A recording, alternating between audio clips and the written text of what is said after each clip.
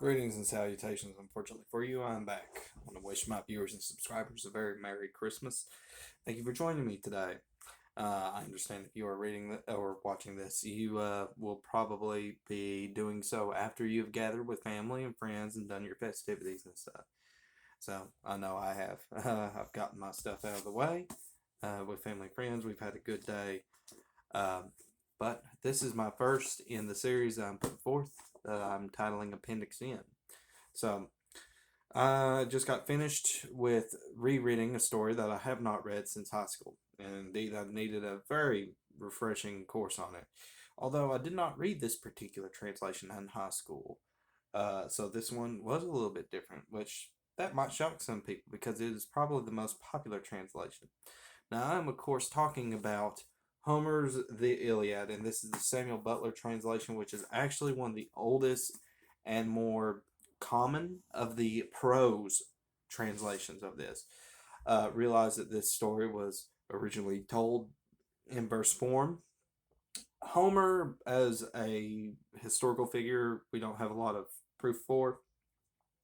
We have a lot of works that are tribute to him, and a lot of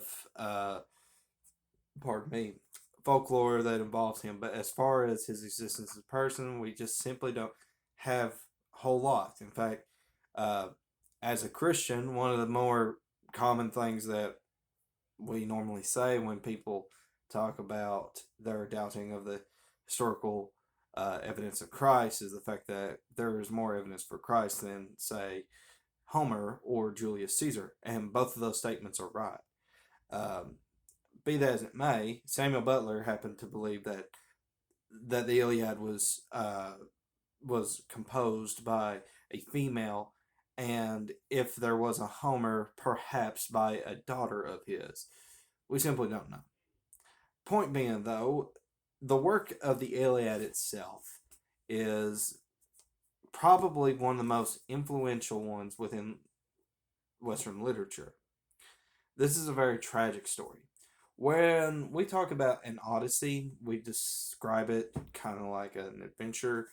When we should also apply the same to the Iliad when referring to a tragic event. This is a story that is full of ups and downs. It's full of heroism, cowardice, camaraderie, betrayal, and of course, life and death. Plenty of life and death, and honor and dishonor. The whole entire story centers around the Trojan War, and of course, the thing about it is the the the work starts out with the the taking of Briseis by King Agamemnon from Achilles. This is done because uh, the woman whom King Agamemnon has captured was the daughter of a prophet Apollo, and Apollo sent all these plagues upon them until he gave her up. And then, of course, Achilles, being slighted of his prize that he had won in the war thus far, holds himself aloof. And so the whole entire conflict takes place with Achilles not even really featuring hardly at all until about the second half of the story. In fact, maybe a little later than that. The the entire the entire narrative at this point is just this back and forth between these two forces trying to make headway. And in the meantime, we get to have a little bit more insight of the cause of the Trojan War, of Menelaus trying to rescue Helen, his wife, who had been captured by Alexandrus or Paris, whichever you would like to say, uh, who had taken her, who had taken Helen from Menelaus, and him not wanting to give up, and even uh, has a rift between him and his kinsman, his father King Priam, and his brother King Hector, who, would it not be seen as a dishonorable thing, Hector without a second thought would just throw Alexandrus to the Achaeans and say, "There you go, do what you will, and here's Helen back while you're at it." But it's not seen as an honorable thing, and so Hector finds himself in a conflict that he's basically taken up for his snot brother, for lack of a better term. But the conflict is a real back and forth. It seems like the Achaeans are making headway, and then suddenly they're not. With Jove declaring from on high that the immortals need to refrain from helping anybody in this conflict because it's just this back and forth and nobody making headway. Now the Trojans are making headway, and because of Achilles praying to his mother to pray to Jove on his behalf for his humiliation at the hands of King Agamemnon, and wishing that Agamemnon suffer humiliation in at the hands of the Trojans and beg for Achilles to join the fray.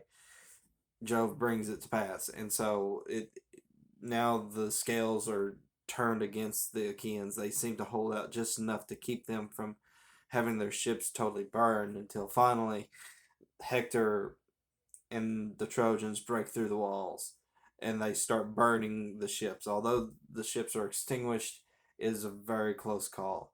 And really, Achilles does not feature into the story very much until the death of his comrade Patroclus, who dons Achilles' armor at his request. Only do not try to sack Troy. Simply return to me. Do not sack Troy.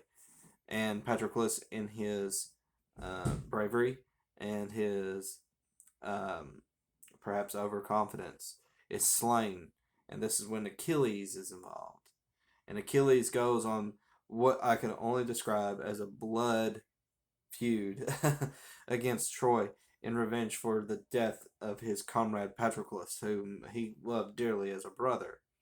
And so he finally gets his hands on Hector and kills King Hector in one-to-one combat and takes Hector's body to humiliate. The whole entire narrative, we are introduced to a lot of characters who just kind of come and go. There's a lot of, if my one complaint about the story is, there's a lot of names that are really not relevant to the plot right off the bat. Understanding that this was originally told in verse form, perhaps those names definitely meant something to the audience then, but perhaps the telling in verse form probably made it flow a little better. I'm not sure. I'm not an expert in Greek verse, but what I do know is that in prose form, book 2 especially can be very dry. We are given a lot of names, and only like 10% of them really mean anything. There's only a handful of characters within the story that are even important enough for you to even remember. The figures that you want to remember: Achilles, Patroclus, Helen, Alexandros, who is also called Paris. You have King Hector, of course, and King Priam features at the end, but keep him in mind. King Agamemnon, his brother Menelaus. You have the Atraxes. You also have Diomed. You have Ulysses. You have all these other people kind of coming and going. They play smaller parts, but those are the big players. Those are the ones that are going to feature the most prominently, especially Diomed and Ulysses and the Atraxes and Menelaus, kind of towards the middle of the earlier parts, because they're really the ones that are holding the line against the Trojans from pushing in towards the Achaean camps. And so it takes a lot of effort on their part to keep pushing people back. Now, it eventually doesn't work, and the tide is only turned with Achilles being involved. But it is a back and forth, and we get to kind of know some of these characters. We get told a little bit of their backstory, where they come from, what their story was, what their relations were with other people, how they viewed each other, how they viewed other people, and of course Nestor. How could I forget Nestor, who is probably the oldest member of the Achaean forces, the oldest king there, and he is featured quite prominently, even though he doesn't really feature in the battles too much. He's being called the wisest counselor because old age at this point has rendered him unable to really fight, though he is in the thick of it in a lot of places. He just simply has to retreat a lot because he's just so old he can't really hold the line. And so the Achaeans have a huge. It's very strange because this is the one guy that they give an excuse for because he's so old. Whereas anybody else who might turn tail, and even then, Nestor doesn't really turn tail. He still fights his way, but he has to make a retreat. He knows when he's being out muscled, and it's just not going to work out for him. And so we get this mindset of how the Greeks viewed warfare then, but also how they viewed characters within their stories about warfare then. We are introduced to these characters and they feel real.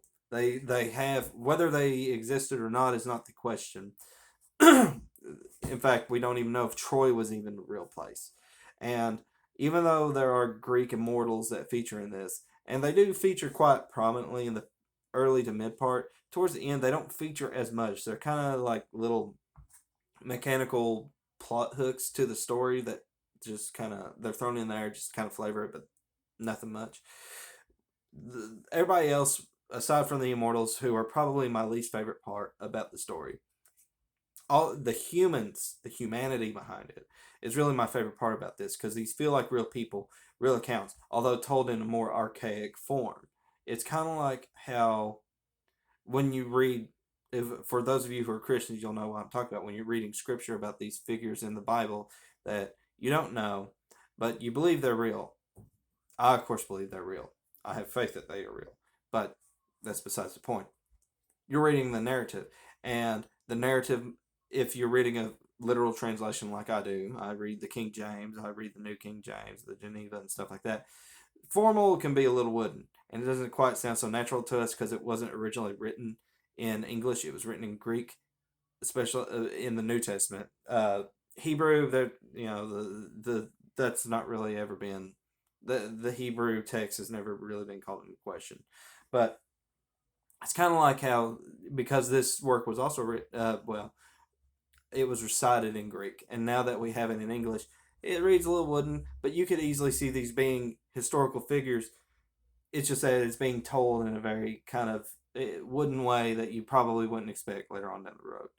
But be that as it may, it does make my appendix in, because really, I think that especially for those of you that are more into the story side of things, you you want to have this human factor within it, the relations between different characters. It's something that, what it means for your role playing game. You should have relations between characters within your game world. Player characters should relate to other player characters in certain ways, and also to the NPCs in certain ways. Probably my favorite thing about this book is that there's no monsters. There's nothing that's outlandish that you typically see in Greek mythology. This is a total, with the exception of some of the mentions and some of the accounts and some of the narrative of the immortals in this. This is a human book. This is a human story about humans doing human things, going through human problems, going through human tragedies, fighting a human war. And at the end, it's funny. Now, some cultural things aside, some of you that didn't realize that women used to be viewed as a prize whenever places would conquer other places, that's in this. Women are more viewed as objects than they are people in this, with the exception um, of Hector's wife. I can't remember her name, Andromache, I think. His mother, I can't remember her name either, because she only kind of comes and goes, but she has lines at least. And then, of course, Helen. Then, of course, you got the female immortals, but yeah, for the most part, women don't feature in this book, though, so they don't feature in this story very much. So, just as an aside, hey, if you're more egalitarian type, you're going to learn something about ancient Greece that you probably won't like, but it's history. So, but this is a very human book and a very human account.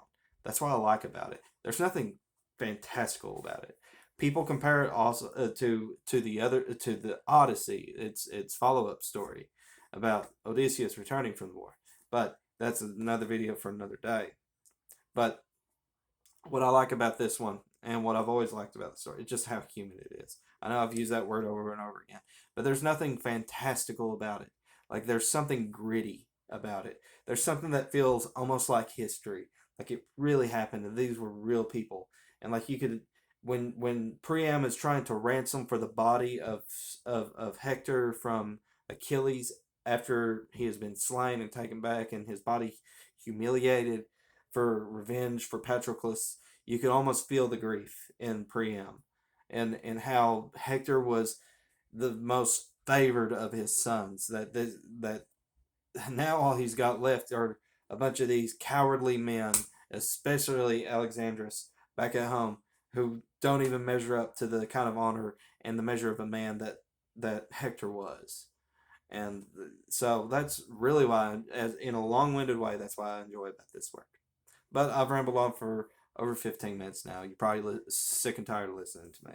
So join me next time whenever I put out another part into my Appendix N series. So this has been Homer's The Iliad. As always, take care. God bless, and I'll see you on the other side, guys. Thank you.